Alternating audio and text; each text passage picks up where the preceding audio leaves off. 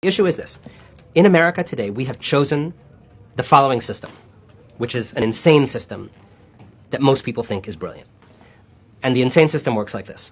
You tell people that the good society is achieved by encouraging business people to first of all, make as much money as possible in whatever way they can. If you have to pay people, underpay people, pay them insecurely, make them contractors instead of salary, do whatever you need to do, but just make as much money as you can by paying people as little and as insecurely as possible. Second, please try to make money by avoiding taxes and even evading taxes illegally if you have to, as much as possible. Set up trusts, set up shell companies. And third, we tell these business people, if you need to rig public policy to your benefit, against the public interest, but for your private benefit, so that you don't get regulated in the way you don't like, so you don't have labor laws you don't like, so you don't have antitrust, anti-monopoly scrutiny the way you don't like, do that. So then, what happens?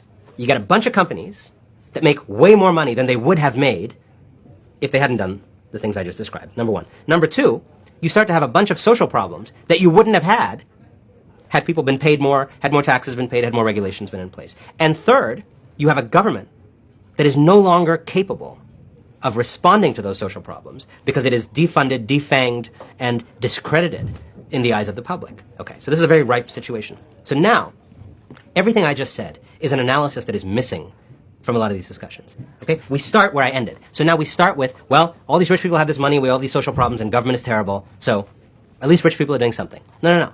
You have to tell the whole story I just told.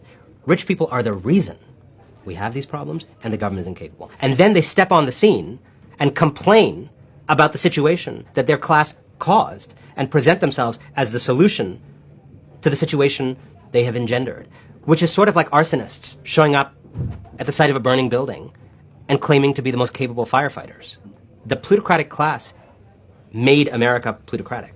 Societies don't actually choose to be run for 100,000 people and to the exclusion of 300 million people of their own, free will. Plutocrats create a kind of ruling class ideology that upholds their power. And I believe that we need to see through this ideology, and I wrote the book to try to wake people up from it.